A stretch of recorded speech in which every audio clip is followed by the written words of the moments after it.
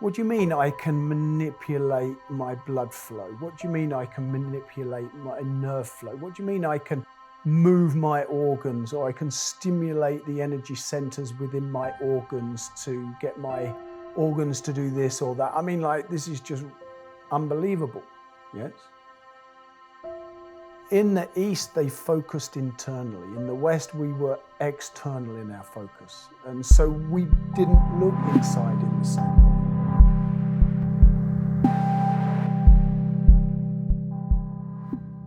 If you don't work through the system slowly, nothing really becomes embodied, okay? If you work something, you take one aspect of work and you work with that for some months, you really start to get it to go in your body. And then you move on to something else and something else. And then you come back to this and you find that's still there. And the reason it's still there is because you actually put it in your body. You put it in your cellular memory. You know, I've got so many practices that I do, I can't do them every day, all of them every day. You can't, right? If you do, you're just ripping through things on the superficial level every day. You never get into any depth. Sometimes I realize, oh, you know, I haven't done that for a few years. And then I go to do it and, oh, my body just does it because I did it for long enough and deep enough that it's inside of me and I don't have to think about it. That is what embodiment means. You don't think it's in your body. It's not your mind, it's in your body. Yes. You could argue, oh, that's your subconscious mind, but I'm not consciously thinking about my hand goes here, my hand goes there. You know, I'm turning this direction, I'm stepping there. Your body's doing that whilst you're focusing on the deeper material, what's going on inside of it. So if you don't embody the work, if you don't spend a period of time on this, and this is neigong, you take a piece of neigong and you go into its depth, okay? And this, if you will, is one of the ways of distinguishing, you know, the chi practices, what is Taoist chi practice, Water Method chi practice, and what isn't. Because they take a small piece and they go really into depth on it. And then they take the next piece and go into its depth. And then they integrate this piece, these two pieces. And then they go to the next piece and they go into depth on it. And then they integrate that into the whole. And so on and so forth. Other groups, they skim. And then after they've done lots of form work, they slowly sink into the form work into the depth of the form over time. And Taoism does a little bit, like in bagua. You just walk the circle and you do that for a while and you really get it in you. And then you do postures and you hold the postures while walking and you get it in you. And then you go to the single palm change and you may stay on that for years. And if you're walking at a normal bagua pace, not fast, not slow, it takes you about 5 seconds to do the single palm. And you practice that for some years. So that means in a single practice session, you could do it 100, 200 or more times in a single practice session. That puts it in you, right? It's so on autopilot that now you can think about opening up the chi lines of the body, moving the chi in the correct directions, getting this aspect of neigong, that aspect of neigong online within the movement. Yes? And if you're not going into depth like that, and you're doing your practice and you're like, oh, I'm breathing in here. Oh, I'm opening my joint. Oh, I'm bending my tissues. Oh, I'm moving the chi down my body. Oh, I'm breathing out. Whatever you're doing. You're juggling. And the thing about juggling is the ball is only in your hand for a second before it's away. If you hold on to that ball for more than a second, you drop your balls. So the act of juggling means you're only touching that aspect for a short period of time and then your mind is somewhere else. Okay? So if you're trying to get to learning everything quickly, your mind is just juggling all these different aspects. Nothing is embodied. So that whole water method approach is so that you could spend some time here. I'm working on breathing. Yeah, but you're working on breathing, but I want to learn this. And I want to open and closing, lengthening the yin yang tissues, moving chi with your mind, whatever, right? Whatever it is. Stay here. Work on your breathing. But in the modern world, it's all about new. Taking it back a little bit, or maybe even a bit of a sidetrack, what would you say would be a good progression of learning for your average person? Perhaps a beginner, perhaps someone who's come from a different school, perhaps someone who's thought, actually, you know, I've now got the time and space for this in my life. Someone who might have come from an injury. What do you think would be a good approach for, I guess, the average person? Problem with the average person is no one's really average, right? Okay? You can take, like, you know, the average, like if we put 100 people here, what is the average here? But if you actually look at what the average is and you look at the people in the room, nobody's really the average person. So it doesn't really work, right? It doesn't work. And there's too many, it's a very difficult equation to answer. What is the goal of the person? Where are they at and what is the state of the health? Yes? How much practice time are they going to put in? How focused and present are they when they are practicing? What injuries, illnesses, or traumas are they carrying? I mean, we're already in a there's a lot of things going on here, yes? So what we have is like beginning methods, starting with a specific something, starting with some simple qigong material, neigong material, starting with simple things. If somebody is distinctly and definitely interested in meditation, then they should be learning breathing practices off the bat. Somebody else may have very restricted breathing, and when they put their focus on their breathing, they actually restrict their breathing more because the stress comes into them and their breathing actually shuts down when they try to focus on their breathing. I was in that category for a while. And so for this person, breathing wouldn't be good to start with, but breathing is one of the standard things. Standing practice is another good way to start. But then somebody may have injuries, they may have knee and spine problems. It's not good for them to stand for a long time. They aggravate those issues. I was also in that category for a while. So you see, it's like, well, what can the individual do? And so the average is kind of thrown out the window. Yes? But we definitely have beginning materials that will help anyone, if you will. And then we have material that goes deeper into, and then it's like if you're learning a taichi form, some people are really good at learning choreography, others are not.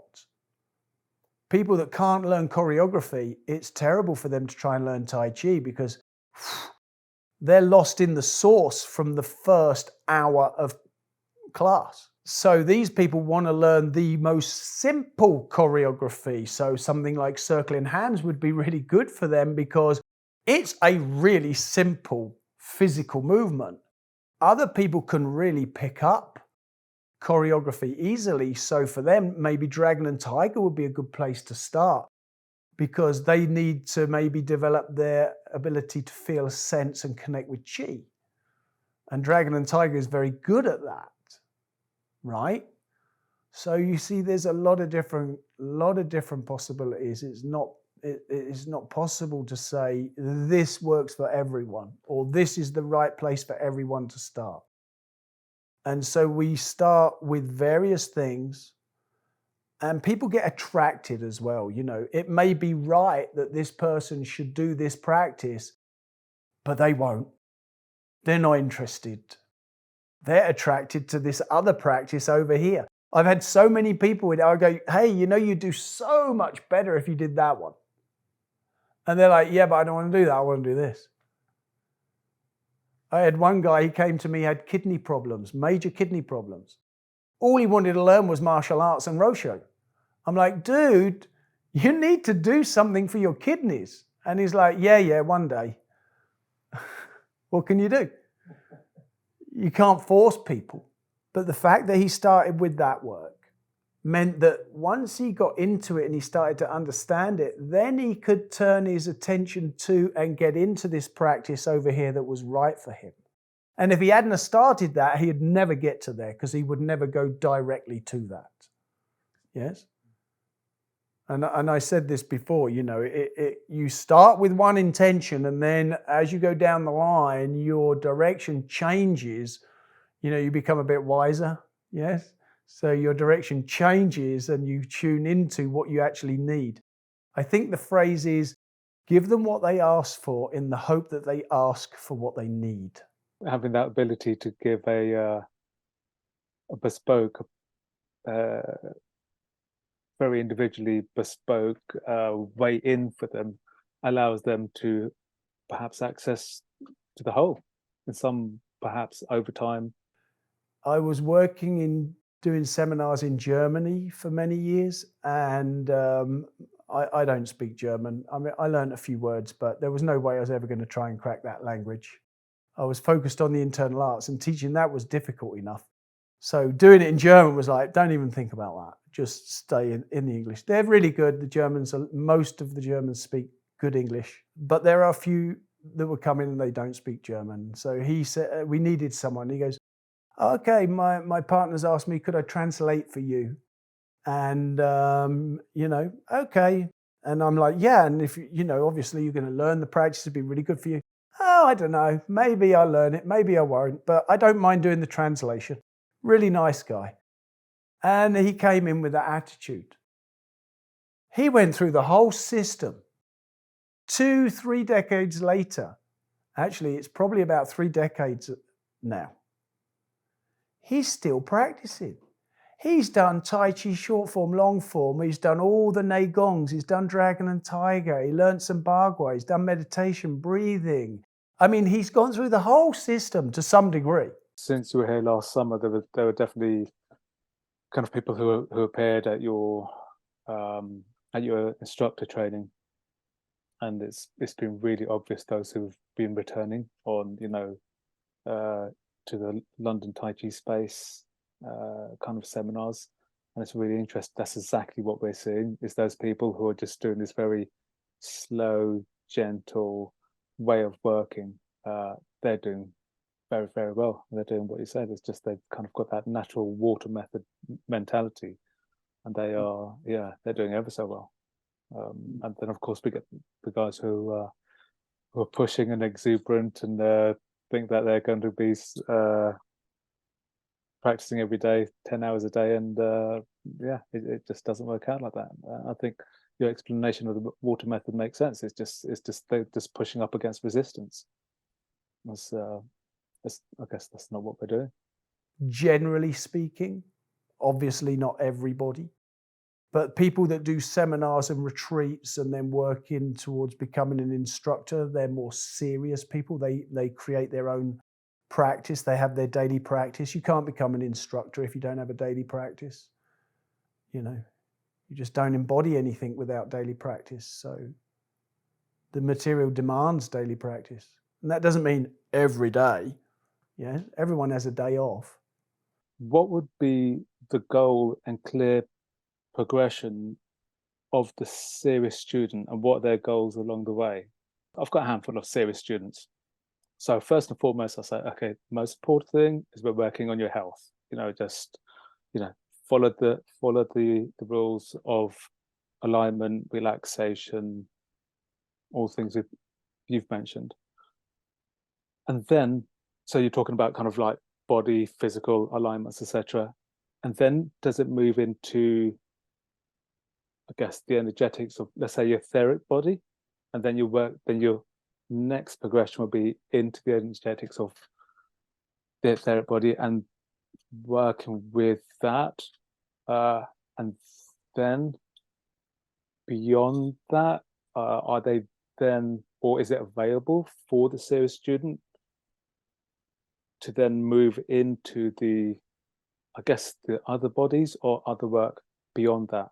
Or is it realistically that, you know what, most people are going to be working on trying to get alignments, improving their health, improving some back pain, all that kind of stuff, and they might feel a bit of chi.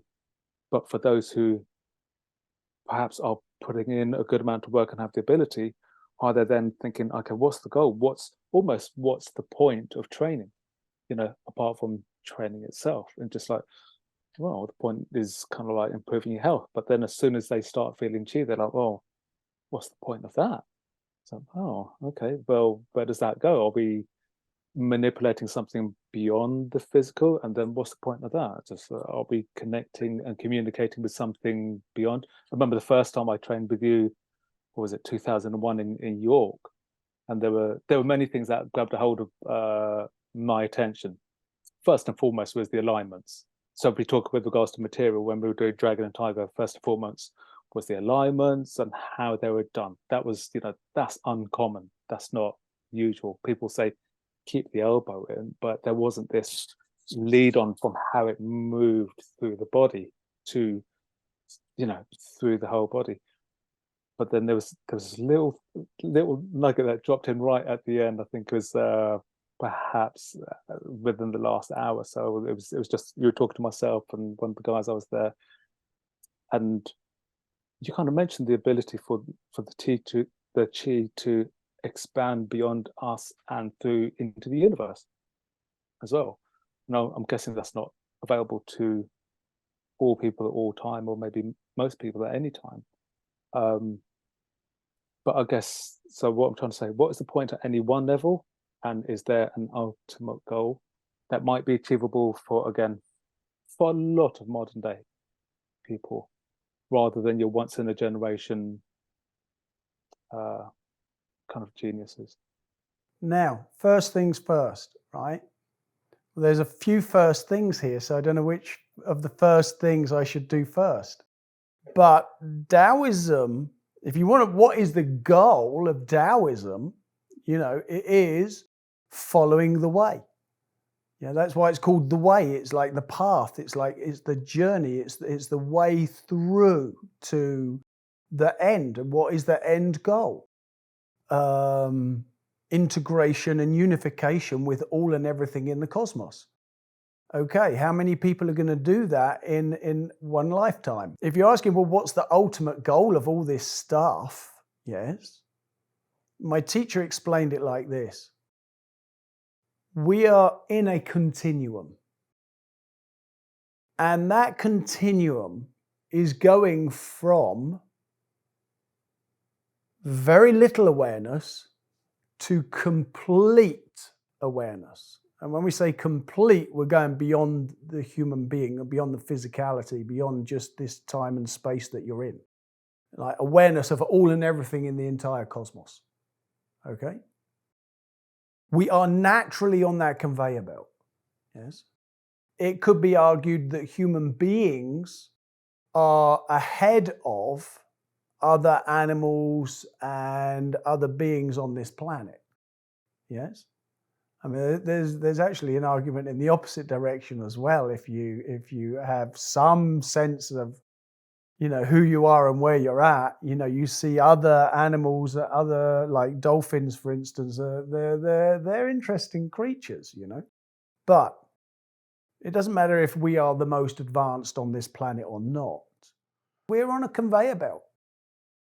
And it really doesn't matter if we're at the beginning or near the end or in the middle of that conveyor belt. We are on the conveyor belt, from not very conscious to full consciousness. And so the Taoist path, if you will, is walking that and becoming more conscious.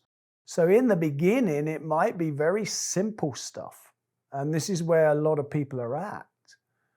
Just becoming more conscious of yourself, how you affect other people, where other people are at, what's good for you and what isn't. I mean, there's a lot of people on this planet that do stuff that is obviously not good for them. Yes? And so the path, if you will, is becoming more aware, becoming more conscious, more present, And then through developing those things, you make better choices and you advance and you develop and grow as a being rather than just getting more money or getting a new car. It's not what you get. And the Taoist perspective is removing everything that's false so that what remains is true. And that's the path of Water Method Daoism, is releasing and letting go of and getting rid of all that has been conditioned and all that you've collected. Anything that's not your essence. Yes? So you shed everything and you end up with what you are at your core. And so if you want to say the long-term view, this is the path, this is the goal. And then people go, oh, I'm not interested in that. That's all mumbo jumbo. Maybe that exists, maybe it doesn't. Okay, cool. So then on the mundane, it's generating a healthier, disease-free body. Yes? Reducing and removing the stress in your reality, balancing your emotions and making your life more pleasant to live. And right now we are being thrown everything at us that is making life harder and harder and harder. And this is the beauty of the Taoist model. You start with the physicality, you start with your qi, the qi that runs your physicality, and you make that better and you improve that. That's tangible. And then if you're successful to some degree with that, you can then pass the baton into the next realm. So from the making your body better, yes, your jing, your body and the energy that runs it, and then into the realm of qi, and then of course qi, and delving into the realms of qi and developing your qi, and then refining qi into spirit, shen, yes. So this is the thing, this is the path. And yet nobody has to go further than they choose to.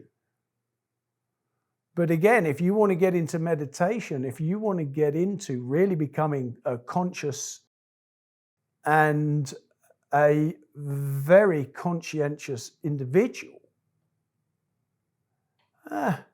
you won't get that far if you don't clean up your body and your energy and your emotions, you know?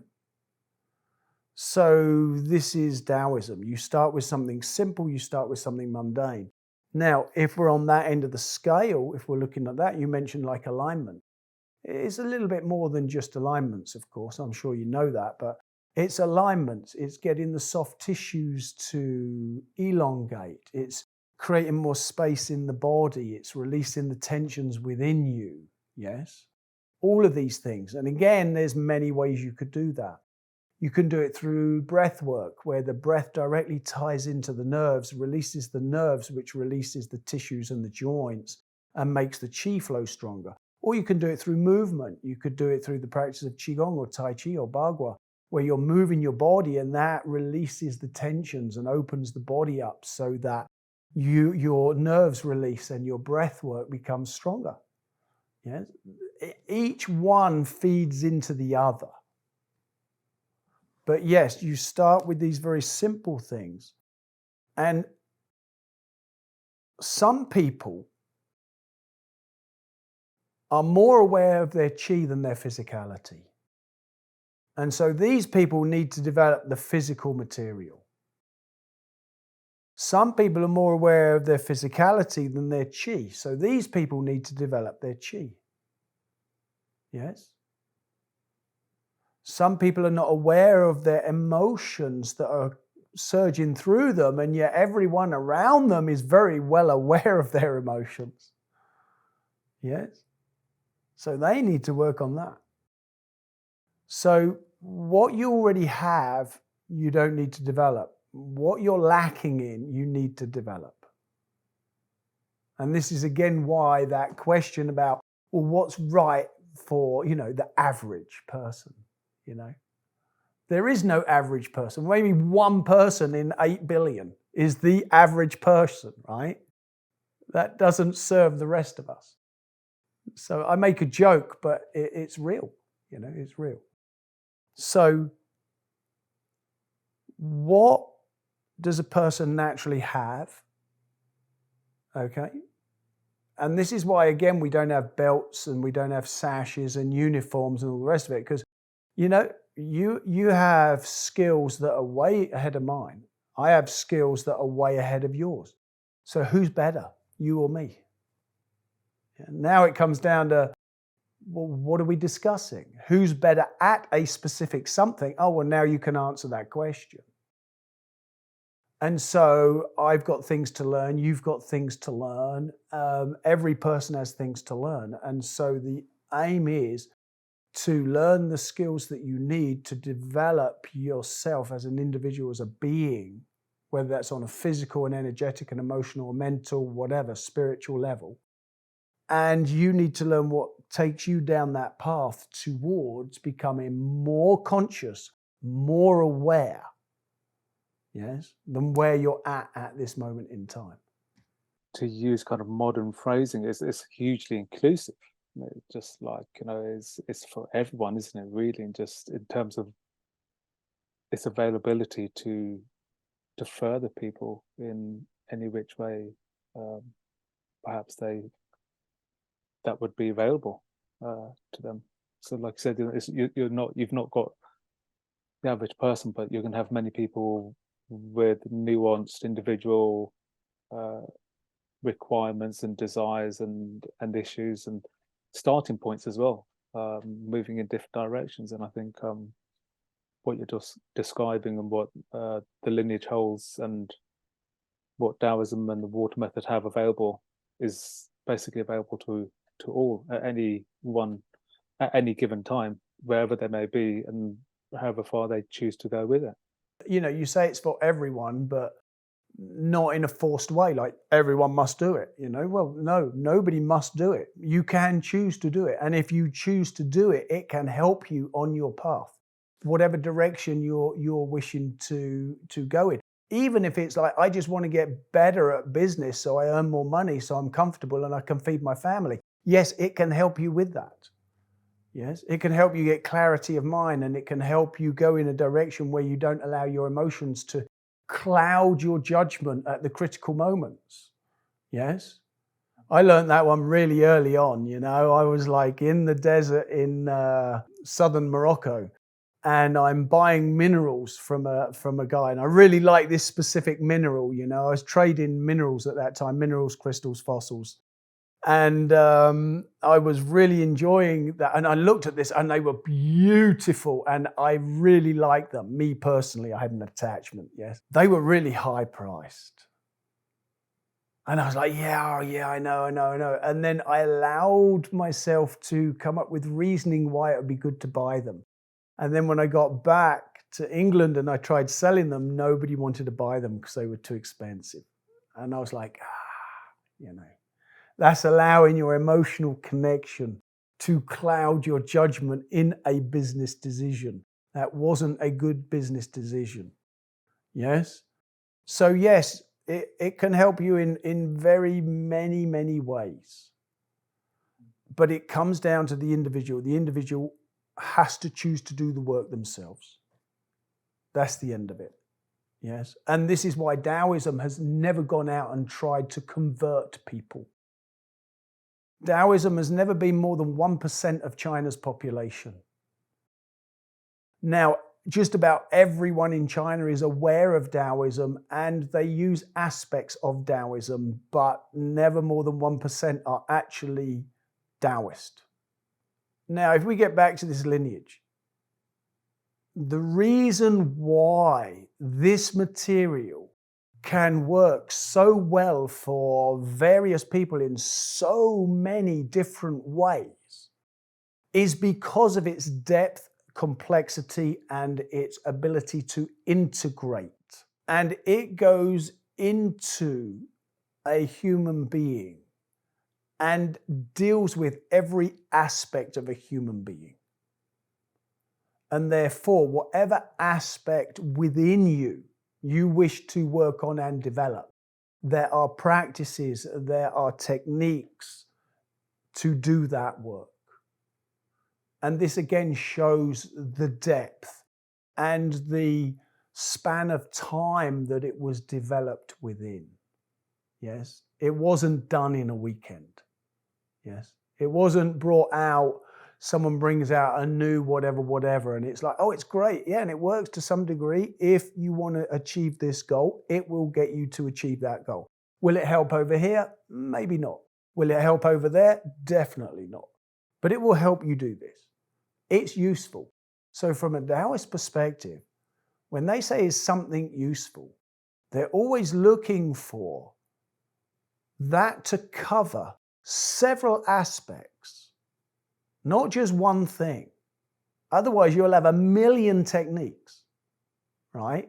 Each technique needs to cover a certain amount of ground so that you have within the system covered all ground, yes, without having a million techniques. That is the distillation of the chi work over the millennia that has achieved that wholeness. Yeah, I mean, it's powerful stuff. I know in my own personal kind of training, in my own personal way of my own personal contact with this work, it's definitely helped me like enormously. You know, it's just obviously there's the things with regards to health, you know, kind of old injuries and things like that. But it's definitely helped me in my mind from the background I grew up with regards to kind of growing up in a not so good area with huge amounts of violence and everyone's traumatized, and it's just yeah, it's not a good space to be in. To you know, then kind of being exposed to huge amounts of violence and then huge amounts of kind of martial arts violence and things like that. It, you know, since kind of starting this with you in 2001 and Master Bruce, it's kind of helped enormously to kind of take all that embedded tension, and I guess I'd use the word trauma as well, and it's kind of eked it out and dissolved it out. If we were to use our terminology, it's been hugely helpful for me in a personal note, and kind of like seeing that work with other people as well is incredibly powerful, because you can work with just little bits and you can see how people benefit enormously from these threads. You know, like I said, it was just like one particular thread will go in, but it encompasses and kind of connects through to so many other places within themselves, their body, their mind, and everyone else. You know, sorry, everything else within them, and of course that affects everyone around them too. Yeah, how do they put it all together? I mean, it was just it's a lot of work. They didn't have TV, did they? And there wasn't YouTube available for them just to be like spending hours just searching stuff, you know, or the web, where people were just like, or Amazon, you know, delivering everything you need at a moment's notice. So yeah, they had a lot of time on their hands. They didn't have the distractions. And yet they developed and advanced in their internal world far more than we are focusing on in the modern world. And so this really is a gift from the ancients that we have, because, you know, we're pulled in all these directions here at this time. We're pulled in all these directions. And there's so many things demanding our attention. And just being able to go inside and disconnect from everything around you, and not in a negative way where you're just blocking it, but to give your mind focus on your internal world, where you can develop yourself internally, whether that's working on your emotions, on your physicality, your chi, your mind, whatever it is. You can go inside and you can ground and root into your core and then stabilize. And that stabilization allows you to make better decisions in your life for you and the people around you. And then this is really, really useful, because at the minute people are swimming. They're swimming. They're saying now more than half the population of America are living paycheck to paycheck. The stress involved in not knowing if you can cover an emergency, a $500 emergency. Yes? The stress of that is immense. And so if you can just find a space internally to release that stress, it helps you to make the right decisions that you need to make in order to get out of that situation. But when you're so wound up in it and you're lost in the source, you cannot see the exit. You cannot see the way out. And so this is at the very bottom end, if you will, just releasing the daily stresses that allows you to center, ground, root, and move forward. And then from there, all the way through to the other end of the scale. And it just depends where you're at, where you come in, what you need to develop, what you already have, what skills, what abilities that you have. Yes. And then to find and focus on that which you need. That's huge. So what you're saying is you could even, I mean, basically you could portion off just a segment of these threads to make it applicable to people, and they don't need to learn, let's say, unless of course they want to, kind of all aspects of the training. You could give them this one thing which would be pertinent to their whole life and everything that comes off it. And then if they put that into practice, that could mean everything. You know, just I remember one of my patients, or a patient a long time ago, and you know, she was having all kinds of problems with in a particular professional and personal situation.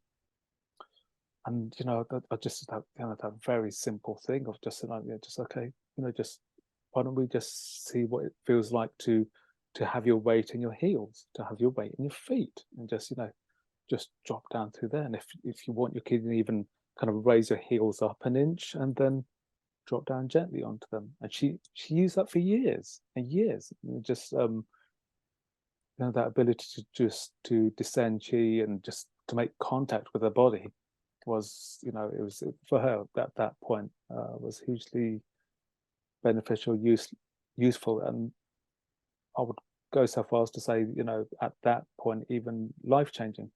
You know, so it's just, yeah, it's amazing.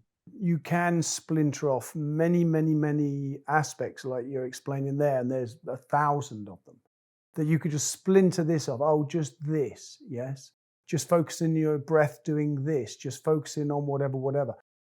Yeah, you can do that. But then there's the other angle, and that is like the base Qigong sets cover a wide range of possibilities, and just learning the basic material allows a person to ground and to de-stress and to loosen up their body and to soften their body and to increase their blood flow and to take the stress off of their system and to increase the functioning of their organs and da. Yes? And so this is why, like, when you start with a group of people, you start with a basic Qigong and you go into the fundamental material within that Qigong. That alone helps people a lot. Okay? And then some people will want to go deeper in. For some, that's enough. That's all they're looking for. And that's absolutely fine. Yes? Others want to drill down into it. And therefore, they will naturally go deeper in.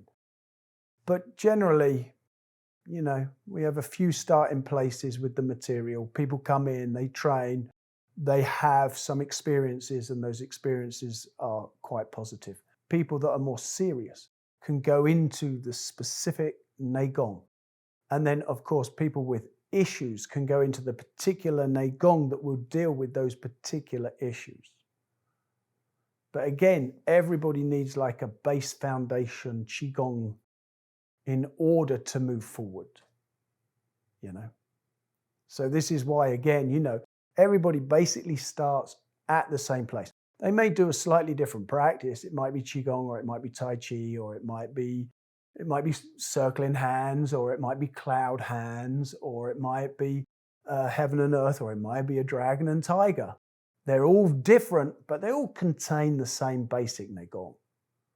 And at the beginning of the day, you're always working with alignments. You're always working with lengthening out the tissues to some degree. You're always working with softening the body and releasing the nerves. You're always working with this. You're always working on getting the blood and the qi to circulate. Always. Yes? And then when you have that base, then you start building on that base. Yeah, wonderful.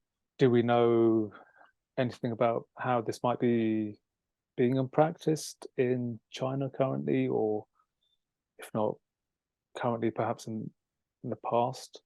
Do you know how it all kind of has traveled from east to west, as it were? Because of course, Master Bruce was the bridge, I guess, which is an important, well, it's an important role, isn't it? Because you can't have access to that information otherwise, really.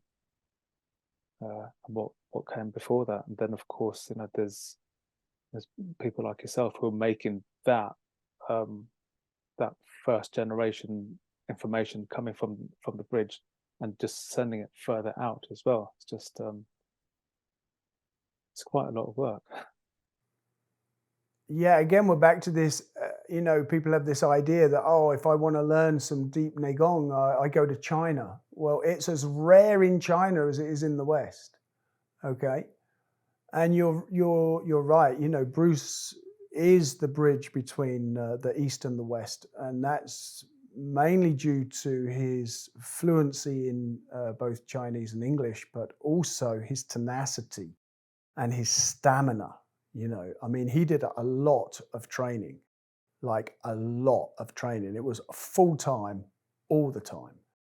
So, yes, he went there, and he also had a mind to drill into what was the real stuff, because again, you're being shown all this material, and it's, well, what's real? What's real? What's the deeper, or what's the more complete? What's the more whole? Yes. What's more practical? What gives more benefit? Yes. And he had a particular mind that allowed him to drill down into that and to do that training. And of course, for him to bring that across to the West and then to release that material in the West is huge. But a lot of people also go to China and they don't find good teachers, or they become persuaded to believe that this particular system is the original or the best or whatever, and it isn't necessarily. And so you're always looking at this, whether you're training in the East, the West, it doesn't matter where, because now it's spread, it's all over the planet now. And a lot of people have gone to China. There's one issue with this. It's like you don't really know what you're looking at. We have no concept in the West of internal work in the way that the Taoists are doing it. What do you mean I can manipulate my blood flow? What do you mean I can manipulate my nerve flow? What do you mean I can move my organs, or I can stimulate the energy centers within my organs to get my organs to do this or that? This is just unbelievable. Yes. In the East, they focused internally. In the West, we were external in our focus. And so we didn't look inside in the same way. In the East, there are threads. And I haven't been out there much at all, but what I'm told from my teacher and what I've understood is the lineage is whole and alive. Yes? And it will remain so, like it has done for thousands of years. And there's always going to be dilutions. There's always going to be people and schools that don't learn their material properly and claim that they have whatever they have, And there's going to be other schools. So all you can do is investigate. You can go, you can practice, you can try. And if that works for you, fantastic. If you're looking for something deeper and that isn't really, you're not reaping the benefits that you're looking for from that particular material, you look somewhere else and you look somewhere else. And I must say, before I met Bruce, I was on the verge of going to China myself. I had a plan. There was a small group of us and we were going to go to China and we were going to go and learn from the Chinese and we were going to learn the internal arts. And just before we were going, there was this character that turned up. And one of my friends went to see him and came back and says, I've never experienced anything like it. There's something real in there. He says, I can't put my finger on it, but there's something real in there. And so the next time Bruce was in town, I went. And I had the same experience. The level of information, the detail, the depth of the information, the way it built, the way it came together and integrated. I'm like, yeah, there's something here. And soon after that, I forgot about going to China. You know. Here was a man that could speak my native language and communicate directly the nuance of what you're doing in the realms of Qi. And it wasn't long before I had major shifts in my development doing this work. That's what caught me.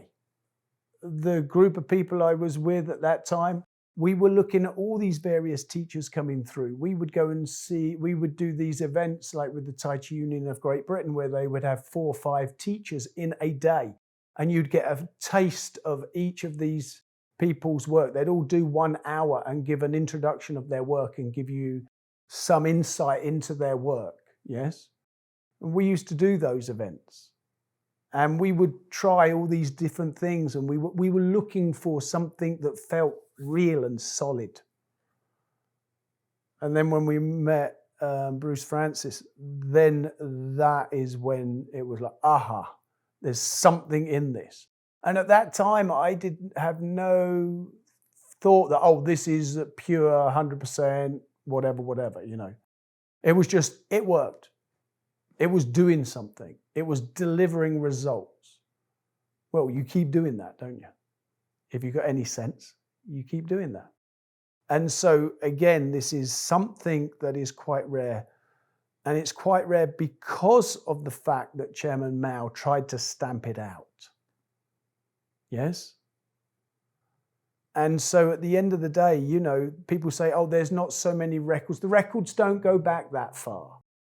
Well, the reason is, and you can check this out, there's a piece in Bruce's Bagua book where he talks about his teacher gave him the information about where the lineage came from and who taught who and diddly-dee. And in there it states there's a monastery in one part of China that's been practicing bagua single palm change for 1500 years. And they had a connection to another monastery in China that stated and had records that the bagua came from the Kunlun Mountains 4,000 years ago. And he went there, Liu went there and verified that. And Liu's other student, Bai Hui, he went there and verified those documents. And they were destroyed after Liu had seen those documents. They were destroyed because of Mao's work on destroying the history of China and everything that was old, and moving China into the modern world. That was his reasoning behind destroying the old. And so you see, those documents don't exist anymore. But Liu himself saw those documents. And he was a man that would not fabricate information. I guess he's got no reason to. It's not in his character. And there's no reason to, because the depth of the material speaks for itself. The depth of the material is such that there's no way it just came about in a short space of time. The depth, the breadth, the range it has, how integrated it is, that didn't happen. So again, it's that old method of trying something out, and then a few generations of people find that this really works for them, and then it's integrated into a mainstream of the lineage. And that mainstream exists out there. It exists out there. And every now and again, the way I see it is they let a thread out. Like Dong Haishuan was a thread that they let out into the world.